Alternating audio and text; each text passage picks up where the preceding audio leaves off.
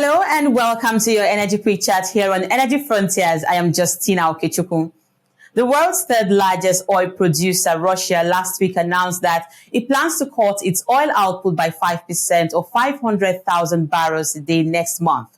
Now, this is the country's first real response to a wave of Western energy sanctions, which has sent oil prices rising sharply higher. Meanwhile, Goldman Sachs also lowered its oil price forecast for this year and next due to reduced production from Russia, but said it still expects prices by December to rise gradually to $100 a barrel. But what does this mean for the global oil markets, the OPEC alliance, and the European Union in the long term? My guest today is Oyeyemi, partner at AO2 Law, and he joins me now to put some perspective into this. It's good to have you on the show, sir. So what are your thoughts around these latest developments?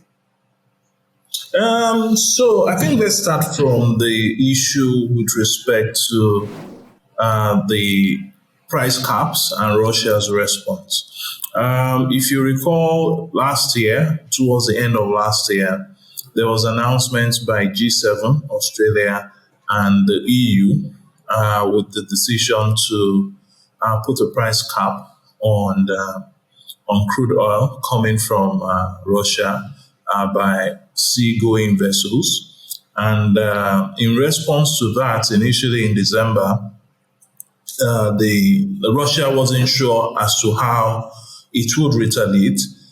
Initially, when the announcement was made, Russia said there was no need to rush, and it was considering its options. And what had happened is that Russia initially thought that the appropriate response would be to impose what is called a price floor, essentially saying that you cannot sell Russia oil below a particular amount by Russian companies.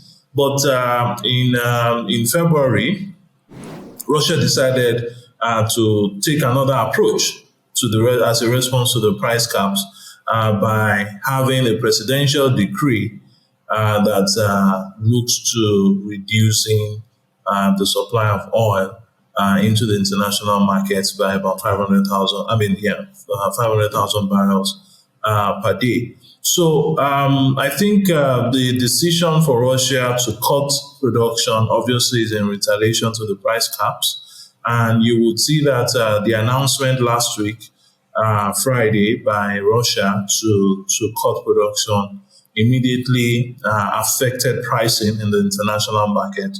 And you could see the London Brent, which is the oil one of the benchmarks, increasing by, I think, about 2.5% to about $86 per barrel.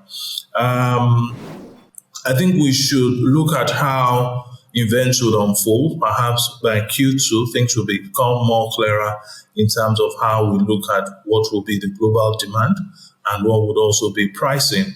But to my mind, if these production cuts continue, definitely you may see a bit of spike in increase in price because world output will definitely reduce and there will be a bit of greater demand. And the response to this or how this will play out, like I said, in Q2 will be dependent on how perhaps the OPEC plus countries also react to this. Now, what is Russia trying to achieve by announcing a 500,000 barrels oil output cut? As I mentioned earlier, the intention is to respond to the price caps that have been imposed by G7, EU, and Australia, essentially letting those countries know that they are in the capacity to also respond accordingly based on the price caps. Now, truth is, what the intention for Russia is also to shore up prices so that there is a bit of artificial demand in the market in terms of having more demand for crude oil and also balancing the price of the product. And like I said, OPEC Plus response to this would also determine because OPEC would also need to perhaps by the end of the quarter make a decision as to whether it wants to increase production or wants to reduce. As of today, it appears that there is a lot of oil flowing in the markets, and perhaps OPEC Plus may be looking to either holding on to production or even deciding to cut production. So essentially, the aim for Russia is to respond to the price caps and also shore up prices world over. Now, so where does this leave the EU and OPEC alliance, OPEC Plus alliance, Oyeyemi? Well, so it's going to be a fragile. I mean, it's a fragile relationship. Don't forget that OPEC, before now, it was perhaps up until about two years ago, it was only OPEC. Before we now have the what we call OPEC Plus, OPEC Plus, which also includes Russia. So the relationship will be a bit fragile at the moment, particularly because OPEC as a cartel intends to also act in its best interest, ensure prices are not nosediving, and also at the same time, on the EU side, there is a reduction in demand for oil coming out of Russia. So what may happen is that actually OPEC and the EU countries may actually be looking to do more trade apart from the Russian oil. And if this is the case, definitely it will impact demand, and there's a likelihood that the prices may soar.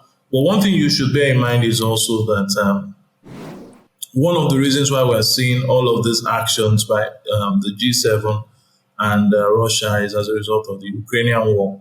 At the beginning of the war, prices soared, but if you look at what we have as of now, we've gone back to pre-war prices, because even the reason for the increase in price initially was the fear that perhaps there may be inability to access Russian oil, but this has not been the case. Russia has kept the barrels flowing, and Russia is looking or has looked to Asia, India and China specifically, to offtake its oil. So, like I said, it's a fragile relationship between EU and OPEC Plus, but I guess decisions will be made on the based on the interests of each of the member countries and what will be beneficial to them collectively. Right. So now, looking at the prediction by Goldman Sachs, do you think oil prices could hit $100 again on the back of ongoing Russia-Ukraine war and other headwinds? Okay. So if we are going to predict on the back of the Russia-Ukrainian war, it's been 1 year after the war has started. And like I said, at the time when the war started, the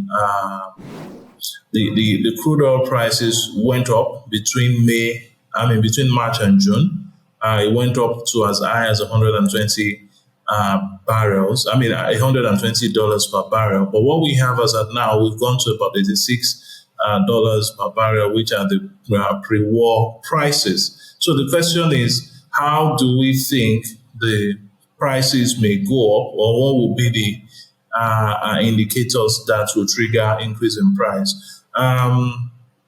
My view is that because we are seeing a bit of a Russian, we're seeing a bit of a resurgence in Asia, especially China, with regards to coming out of COVID. There's going to be more demand for crude oil. China estimates, estimated consumption from China is about 1 million barrels per day. So if there is a surge in demand for crude oil, and perhaps OPEC holds onto the current production or even goes further to cut productions, and in addition to the Russian cut in productions, we may see a steady increase in the prices over the next few months. Whether it will get to $100 per barrel, I guess we would need to wait to see that.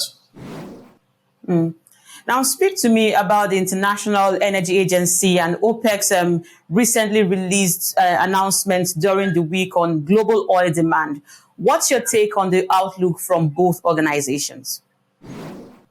Well, I mean, both organizations have also predicted that there will be demands in oil. Like I said, the resurgence in the economy of a country like China would also increase the demand for the price. For the commodity rather. We would also most likely see increased demand for the commodity, perhaps with the EU and G7 countries, which may not necessarily extend to them demanding from Russia, but the demand may go to other countries within the OPEC cartel. So, in my view, in as much as we're looking at energy transition in the long term, my view is that in the short term there may still be more demand for oil based on the opening up of economy post-COVID and also growth of certain emerging markets. I said, where does all of these events, where does it leave from energy producers from frontier economies in Africa? Okay, I think for frontier economies in Africa, especially perhaps those that have the liquid gold, which we call oil, there is still opportunity to tap into in terms of sale of the commodity. But one of the things I need to emphasize for African countries is also that we need to bear in mind that in as much as that commodity is useful for now and perhaps in the short to medium term, there is a risk towards also ensuring that there is more use of clean energy and the African market also needs to position itself for the transition. But what I can assure you is that for now, there will still be demand for oil while the race is going on for energy transition. So I think how I look at this for frontier economies in Africa is that if you have the commodity, use it now, develop the reserves, ensure that the reserves are being developed timeously and quickly, and use whatever revenues you earn from that to diversify your market in preparation for energy transition. Diversification, that was the word I got there. Great insights right there, Oyeyemi Oke, partner at AO2 Law. Thank you so much for coming on the show, sir. And that's it on Energy Quick Chat today. We thank you for watching. See you next time.